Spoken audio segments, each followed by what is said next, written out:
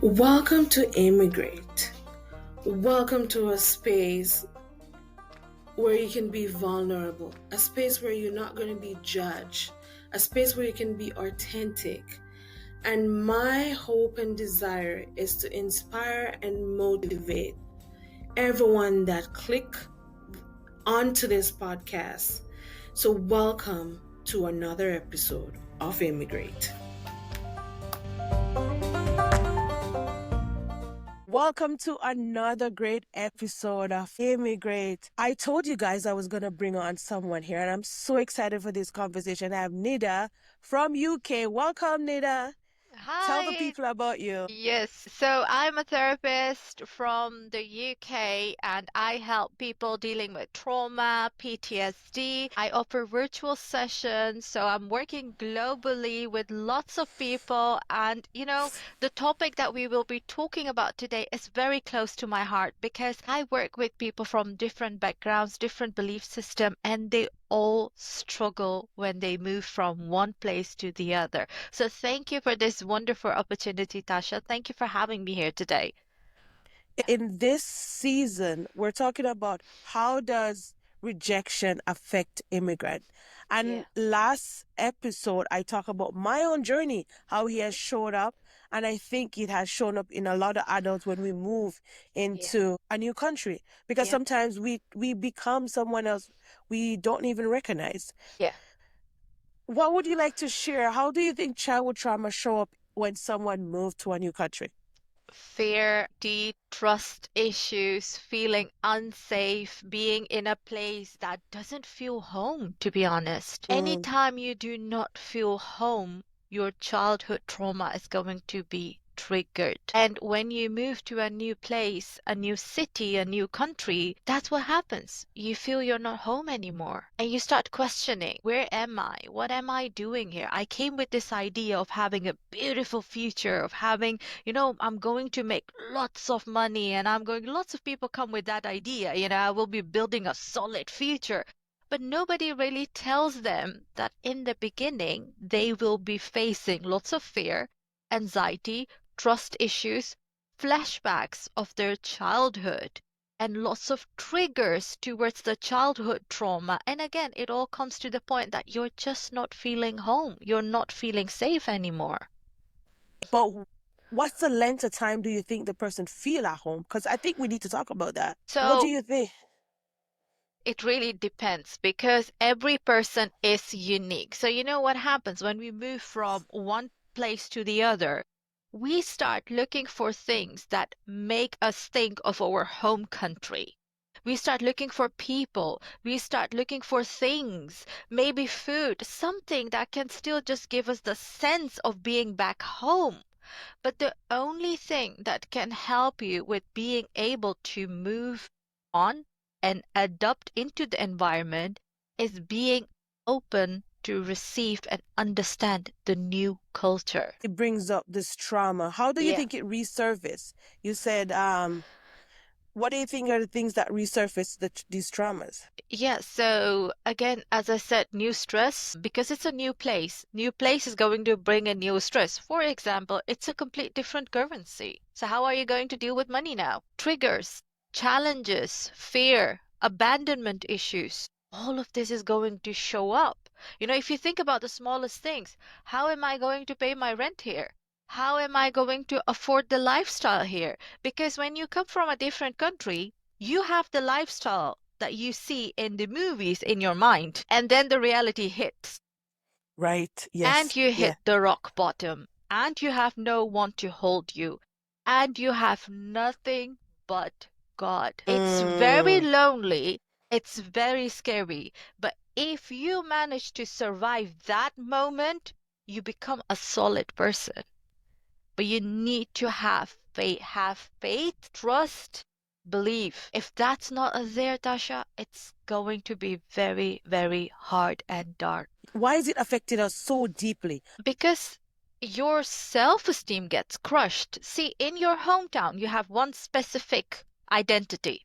You're being recognized in a specific way. You feel safe, secure. At the same time, you're in your comfort zone, right? You know what's okay, what's not okay. Now, all of a sudden, you come to a new country, new place, new people. Everything is new. You feel like an alien. You feel like I don't belong here. So now, if someone tells you you're doing something wrong, one time, second time, third time, you will be okay. But at some point, Tasha, it's going to start crushing your self-esteem. And this is where you either start to be open and start learning and adapting into the new culture, new system. Stick to your belief system, stick to your faith. No one is touching that because people often believe new country means I have to leave all of that. Yeah. It's a part of you, but you have to now start finding balance. Because if you don't do that, it's going to hit your self-esteem, it's going to cause depression, anxiety, or even lead to isolation as well. So it can Because Yeah. do you think that repeatedly it does affect your emotional and mental health, as you said? Definitely, definitely. And you know, the thing is, you have to have that mindset of you will be rejected multiple times. You might even be bullied because you feel you don't belong there. The people that look at you, they might be even trying to make you feel home, but they might accidentally say things to you that hurts you, or they You don't might even know. make Exactly. They might make fun of your accent, for example, and they do that in a funny way. But at the same time, their intention is not to bully you, but you feel bullied. You But not feel to they're justify their bad behavior, because sometimes Exactly. people do it passive aggressively, Yeah. but Yeah. it's not to say we're condoning someone's bad behavior, but I understand. Exactly. Yeah. Yeah. And you know, the thing is, it's very hard. It's very, very challenging for someone. Thank you for sharing. And what are some of the simple things that immigrants can do to start healing these pain of trauma that they're walking with? Because you're saying that this country has brought it out to them. How can they now say, I want to heal from these past traumas? So, Tasha, first of all, awareness is very important. We all have been through trauma, whether you move from one place to the other or you're in your homeland. We all have been through trauma. We all are carrying traumas because life is full of challenges. So, we all need therapy, period. The time and space that we are living in right now, it's a crazy time. We are bombarded with information and people are losing sense of control. They're losing their self-esteem, their self-authentic selves, they're losing it. So everybody needs therapy. Now, someone that moves from one country to the other and can't afford therapy because therapy is expensive if you want to go in a private direction through the government, the waiting list is way too long. No matter whether you're in USA, Canada, Europe, UK, doesn't matter. The waiting list is just way too long. So what I would highly suggest you to do is start journaling. And if you don't like the idea of writing down everything that you're feeling, every thought that comes up to your mind, what you can do is start recording yourself. Voice notes. Send voice memos. Just send them to yourself. Nobody needs to listen to them. Nobody needs to know. Start doing that. You can even record yourself just by talking so that it types everything out for you. By doing that, your mind will feel like you're releasing it as if you're talking to someone because your mind doesn't know the difference between when you're talking to someone or you're just writing it or you're just talking to your phone. So this is one of the techniques that I would highly suggest people to do just to release and being able to be in the present moment. There are lots of breathing techniques. Box breathing is one of them. 7-8 technique is one of the best to try out to ground yourself. You can do EFT tapping. There's guided meditation. But you know what? Everything starts with awareness. Accept you're in a new place. Know that it's going to be challenging. And most importantly, it's not going to be what you have seen in the movies, in the series, or that imaginary idea you have had. It's good to have big dreams, but you need to understand that you have to start from the beginning. So it's going to be scary and it's okay. Yeah, it is. And you touch on a very important point where therapists can be extremely expensive. And we have people listening here who are international students, they move with their families. For me, thank God I moved as a student. So I had the help of a school where you have free, quote unquote, free therapists, but you actually is paid for it. So then people can use, but then don't be ashamed. And I heard you said that don't be ashamed to seek these things. Yeah, definitely. Do you think that people then can find therapists in their culture too, so that the immigration experience can be different? Yes, it is. It's actually a very good question because a couple of things come to my mind. First of all, you need to understand that it's very important to find a therapist that understands your background, understands what you're going through, understands your culture. And that can be a bit tricky. So most of the time what happens is that people get this idea, I need a therapist, and then they either go to the university or they go to, to the GPs and see which service is available. What I recommend people to do is find yourself a therapist online with accreditations that you feel will understand you. Because if you're just going to go to someone through university or just through your GP and the very first available therapist is there, and the therapist has no understanding of your cultural background, your belief system, religion even, it's not going to work for you because your mind will immediately tell you this person is not understanding me. This person doesn't know where I'm coming from, so I'm not going to say anything anymore. So it's very important to make sure that you find yourself a therapist that you can click with. And I know in some situations, some therapists, the services are very expensive, but there are some therapists that do not offer the high prices to students. For example, I offer budget therapy, which is pay as you go, £25. And I've introduced that typically for students because I know students won't be able to pay the prices that I ask for a regular private client. And many therapists do this. It's not just me. There are many therapists out there that do have this service as well. Wow. So then you're saying once you get into the country, be aware of the feelings. Because I want to just chuckle back onto what you said, because a lot of times when we move into a country, we're experiencing unfamiliar feelings that probably you have, but as you said, because you're never out of your comfort zone, you're never going to be like zone into those feelings. So then how do they like, okay, because people find therapists to be scary, and there's a huge taboo on if I go seek therapists, I'm mentally crazy. So then how do they move past that and say, okay, I'm aware that there's things going on in my body? Because I'm going to share an experience. The first time I had a panic attack, I didn't know that it was a panic attack. And I was in my basement as a student at the time, stressed out from financial constraint, having school assignments to do. Because as much as how it seemed, moving into a new country, school, everything is different. The weather change, everything affects you, right? We don't talk about the weather as much as how when the different climate. I'm in Canada. We have a crazy winter sometimes. And it does affect your mental capacity, right? And plus, you have to keep up. You have to still go to school. Where I'm from Jamaica. Rain, we don't go anywhere. Right? But here you have to. So I'm like, how does someone say, okay, I'm not mentally crazy. I need a therapist. I need someone to talk to. Do they just talk to their friends or what? Okay, so talking to your friends is going to be definitely good, but they wouldn't be able to help you professionally. It's always good to have someone to talk to.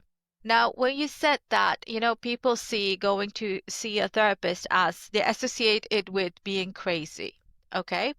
People will see you as crazy or will label you if they know you're seeing a therapist. Everything is confidential. Your sessions are confidential. Nobody knows that you're getting that treatment. You're getting that support from a therapist. If you do not tell anyone, no one will know. So why being afraid of that maybe someone will know and someone will judge you? But deep down inside, you need help. And Tasha, when we need help, we always know we need help because deep down inside, your intuition tells you you can't handle this anymore. And what I see often happening is people, they start going more often to the church, to the mosque, and they start diving deeper into the religion. but they do not work on their mental health. So at some point, because they're not working on their mental health, the belief starts transitioning to disbelief. God is not watching me. God is not protecting me. Why is God doing? Why is it always me? The blaming starts. And then they start blaming fate. Whereas it has nothing to do. God has been guiding you, protecting you, supporting you, is telling you, because your intuition is actually how God speaks to you. So God is telling you, you need that. I have people on this earth that can help you, but you need to walk. You need to seek, you need to be open to receive that support. And only then you can get the support that you need. And I can say, this are the signs that you need therapy. But deep down inside, when you're tired, you're stuck, and you feel like it's done, that's when you need therapy 100%. And before reaching that point, your body starts showing you signs. Stress, anxiety, panic attacks, headaches for no reason, fatigue for no reason, feeling low, not being able to sleep, all of these symptoms, your body starts showing you already. It's just your mind keeps ignoring it until you touch the breaking point. We're wrapping up with this wonderful Yeah. conversation, and I really want to thank you for your time. But what advice would you give someone who feels stuck, rejected, or even discouraged in the new life that they have? I know you touch on it, but what else can you say to someone when I just moved to this country? This is not working out. As you said, you touch on so much good point. You see it on the TV. You see this perfect life on the TV. And then when you move to this country, then you're like, this is not what the life is. Why am I struggling so much? Yeah. So what I would like to say is, remember, you're not alone. Take small steps, take baby steps, ask for help, and give yourself time and give yourself permission to make mistakes. It's okay. It's okay. Tell yourself every time you make a mistake or every time you feel that it's becoming too much, tell yourself it's okay. That's what you need to remember yourself. It's okay. Take one step at a time because you have to start from the beginning and it's going to take time. So have patience with yourself. Thank you. Is there anything else you want to add to this conversation that you think someone needs to hear? I think I have covered a lot. So I think I've said intuitively everything that I had to say. Right. But again, if there are any questions or anything, they can always reach out to me with their questions and I'm here to help and guide. Because you're online. Yes, And I do you do virtual online. sessions. Yeah, Awesome. I do virtual sessions and I offer 30-minute free consultations as well. If anyone needs that, just some guidance or someone to talk to just for 30 minutes, absolutely fine. They can reach out to me. Oh, that's amazing. Usually people will do like 15 minutes, but thank you. Yeah. So where can people find you other than online? Do you have a website? Do you have an Yeah. Instagram page? Where can people find you? Yeah. So on Instagram, ltc.therapist. On LinkedIn, you can find me as Nida Syed, and my website is www.luminoustransformationalcoaching.com. Awesome. I will put them in the show notes. Yeah. And thank you so much for your time and your wisdom, because I can hear that it's a passion and you have talked at so much good points that I hope someone who is struggling silently will know that they don't need to be struggle, because it's not a taboo. It's okay. You are gonna experience things that is different because you're in a different country. Definitely. There's nothing wrong with that. Yeah. You're not crazy. You are just in somewhere outside of your comfort zone. Yeah. And I cannot overextend to say sometimes people think that their life should be normal. It cannot be normal. No. You're rooted out of something that you are not accustomed to. Yeah. And as you said, you will see the signs. Yeah. Start working. So I just want to thank you for coming and just giving me this time. I really do appreciate it. You're welcome, Tasha. So thank you for being here with me today. If this episode touched your heart, share it with your friends.